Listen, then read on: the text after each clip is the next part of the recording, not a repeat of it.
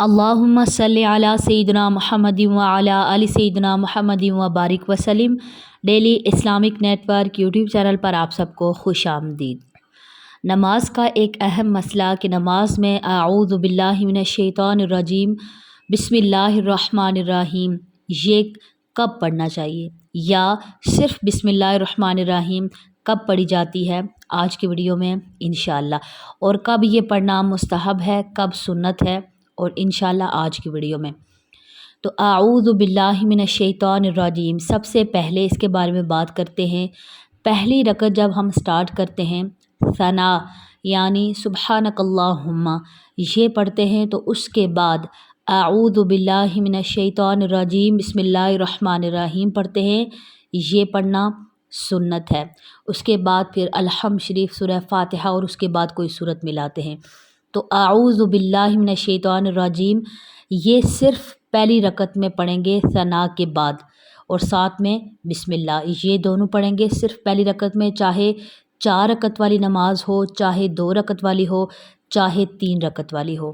تو ساری رکعات میں صرف پہلی رکعت میں اعوذ باللہ من الشیطان الرجیم پڑھیں گے ثنا کے بعد، اس کے علاوہ کہیں پر بھی نہیں پڑھیں گے۔ اب اس کے بعد آ جاتی ہے باری بسم اللہ الرحمن الرحیم کی۔ تو بسم اللہ الرحمن الرحیم پہلی رکعت میں اعوذ باللہ کے بعد پڑھیں گے سورہ فاتحہ سے پہلے۔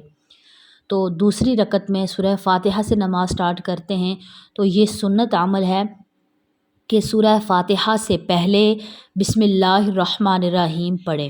تو یہ سنت ہے، اس کا ثواب زیادہ پڑھنے سے ثواب زیادہ ملے گا، ثواب آپ کا بڑھ جائے گا۔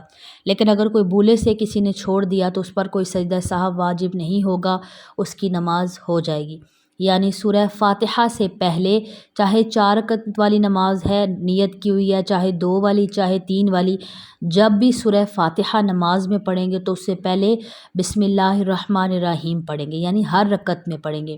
اب اس کے بعد کہ سورہ فاتحہ کے بعد جب ہم کوئی سورت پڑھتے ہیں جیسے سورہ اخلاص ہے، تو کیا اس سے پہلے بھی بسم اللہ الرحمن الرحیم پڑھیں گے؟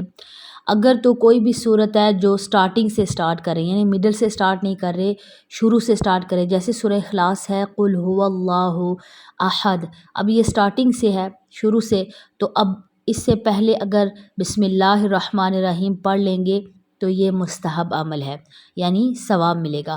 اگر کوئی بھی سورت ہے جیسے بڑی سورت سٹارٹ کی، تو اب وہ آدھی 2 رکوع پڑھ کے چھوڑ دی، دوسری رکعت میں جب گئے تو دوسری رکعت سے وہ تیسرے رکوع سے سٹارٹ کیا، تو پھر اس طرح جو درمیان سے شروع کریں گے پھر بسم اللہ الرحمن الرحیم نہیں پڑھیں گے۔ لیکن اگر کوئی سٹارٹنگ سے ہے سورت تو اس کے ساتھ پھر بسم اللہ الرحمن الرحیم پڑھ لینا، یہ ایک مستحب عمل ہے اور اس سے ثواب بڑھ جاتا ہے۔